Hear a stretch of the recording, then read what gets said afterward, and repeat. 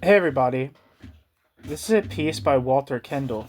It's titled Bruno Rizzi, The Man Who Proved Trotsky Wrong. This is from The Socialist Leader.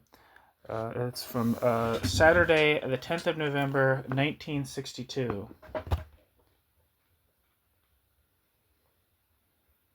Just want to look and see. I believe this is in reference in Marcel van der Linden's Western Marxism in the Soviet Union.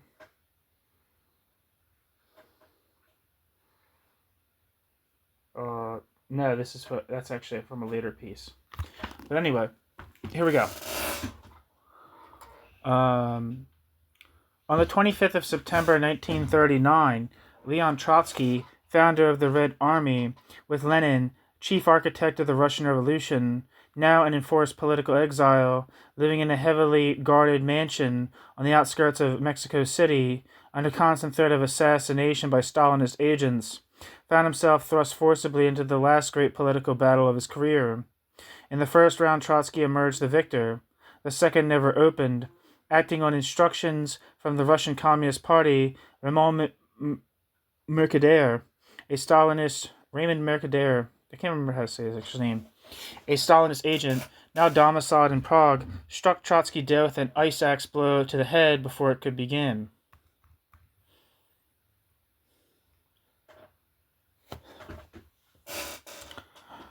The death of Leon Trotsky in hospital during the month of August 1940 not only robbed the Marxist movement of its greatest living theoretician, it also made possible the crystallization of Trotskyism into precisely that type of ossified sect which its progenitor most decried. Trotsky, in a brilliant analysis of the fate of the Russian Revolution, had warned in his Revolution Betrayed, published in 1937, that trapped by international isolation and primitive Russian backwardness, proletarian democracy had succumbed to rule by a privileged bureaucracy grouped around the state machine.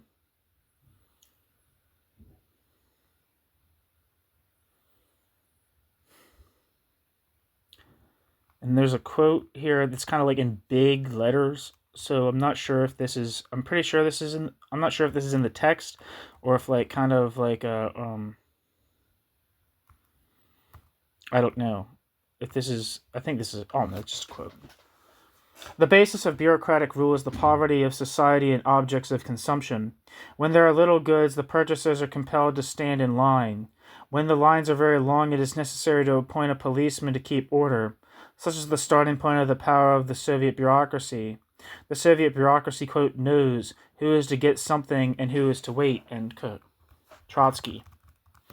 Hitler's bloodless victory over German communism, the bloody destruction of China's revolution by Russian communism's chosen ally, Chiang Kai-shek, some years earlier, now combined with fresh developments to convince Trotsky that the Communist International, as a revolutionary force, was dead.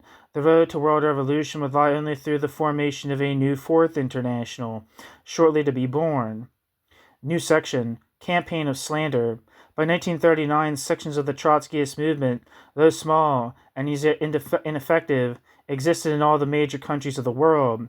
Trotsky's own influence was so feared by the Russian rulers that his name, activities, and reputation were subjected to a campaign of vicious, slanderous defamation on a worldwide scale, unequaled in previous human history, and relegating those of the Inquisition against its enemies to the realms of the amateur.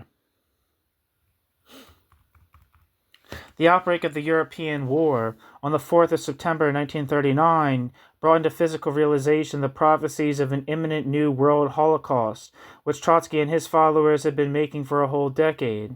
At the same moment, the justification of Trotsky's theoretical prognostication threatened to split the largest section of his newborn international, that of the United States, into two warring and seemingly irreconcilable halves. According to Trotsky's analysis, despite the temporary usurpation of political government by a new bureaucracy, the fundamental conquest of the Russian Revolution, the nationalized productive resources, remained intact. Russia, affirmed Trotsky, was a, quote, workers' state, a, quote, degenerate workers' state, but still a, quote, workers' state. In consequence, while defending worker and party against the bureaucracy, the world working class movement must also unconditionally defend unconditionally defend the Soviet Union as a whole against all hostile capitalist intervention from outside. In 1939, the Communist-Nazi Pact mutually invaded Poland impartially between both aggressors. That same year, the Soviet Union invaded Finland. The, quote, unconditional defense of the Soviet Union, end quote, declared one section of the Trotskyist movement, quote, an imperialist action unworthy of defense by socialists, end quote, declared the other. An open struggle ending in civil war and split now commenced. New section, ideological victory. Trotsky, realizing that to accept the pragmatic conclusion that Russia could not be defended because their isolated actions seemed unacceptable, would rapidly sap and undermine his ideological defense of Russia as a, quote, degenerated worker state, end quote, rapidly opened an offensive against the critics. In an overwhelming flood of brilliant literary elegance, Trotsky, in the words of an opponent, quote, drawing on his exceptional intellectual resources, which the minority could not match, using his unrivaled gift of irony, blanketed his opponents under a mounting drumfire of polemic, end quote. In April 1940, the minority, parenthesis, about half the American Trotskyist organization, end quote, in parenthesis, withdrew to establish a separate party. This was forced upon the minority, to my understanding. With the canon wing of the party imposing unacceptable conditions for them to remain within the party. Trotsky's victory was superficially complete. James Burnham, chief theoretician of the minority, rapidly moved to the right, walked out of the new organization, wrote The Managerial Revolution, and as Trotsky had substantially predicted, emerged as a pillar of capitalist respectability without a trace of socialist consciousness to be found about his person. The minority as a new party never became an effective force. In fact, Trotsky's apparent ideological victory, followed as it was within almost a matter of weeks by his assassination, sounded the death knell for Trotskyism as a viable political creed. The critics, like others before, and indeed after them, have pointed to practical inconsistencies in which the Trotskyist program led. Trotsky's sophisticated rationalizations had preserved the program intact. They would prove unable to prevent precisely similar splits and ruptures at every crucial consequent stage in the Trotskyist movement's history. New section, Flash of Genius. In Paris during 1939, a hitherto unknown Italian left communist, Bruno Rizzi, published under the name Bruno R., a 350-page volume entitled La Bureaucratisation du Monde. At the first part of that book on this channel, the second part of the book is not, because it's not available in English. A copy reached Trotsky in Mexico the same year in the midst of the polemical struggle which was settling the whole future of the Trotskyist movement.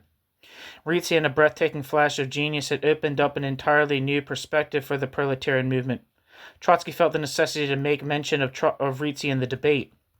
Rizzi declared that world experience showed that the world was going forward neither to socialism nor to cataclysmic catastrophe, but instead, by means of bureaucratic encroachment of which Soviet Russia, Nazi Germany, and Roosevelt's New Deal were equally examples, to a new world resolved of capitalist contradictions, yet in which not the proletariat but a new bureaucratic middle class, grouped around means of production, distribution, and exchange and propaganda, would emerge as the new ruling class.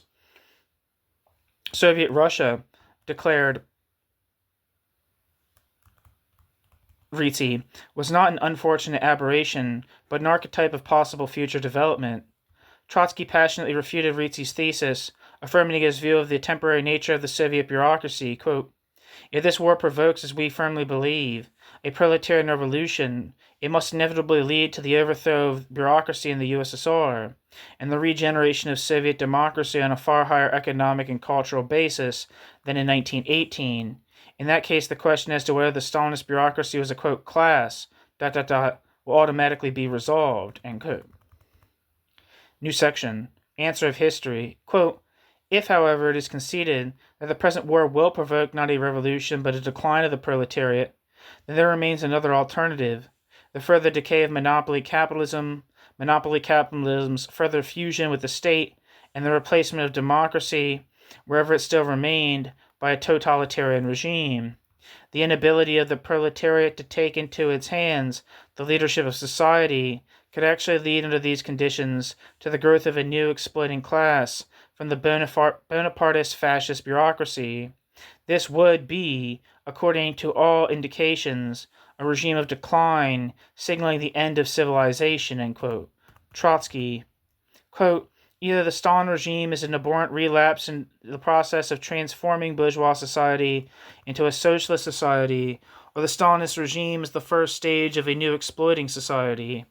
If the second then of course the bureaucracy will become a new exploiting class, however onerous the second perspective may be. If the world proletariat should actually prove incapable of fulfilling the mission placed on it by the course of development, nothing else would remain except only to recognize that the socialist program, based on the internal contradictions of capitalist society, ended as a utopia. It is self-evident that a new, quote, minimum program would be required for the defense of the interests of the slaves of the totalitarian bureaucratic society, end quote. Trotsky. Of course, continued Trotsky, undaunted by the phantom which his imagination, prompted by Rizzi, had conjured up from the pit, quote, but are there such incontrovertible or even impressive objective data as would compel us today to renounce the perspective of the socialist revolution? That is the whole question. End quote. Trotsky. In September 1962, almost 23 years to the day from the hour when Trotsky wrote these words, history has itself delivered an answer. Trotsky's prognosis, and with it Trotskyism, lies in ruins. The time has come to examine the long forgotten, buried, and ignored ideas of Bruno Rizzi. That's the end of the piece. Thanks for listening.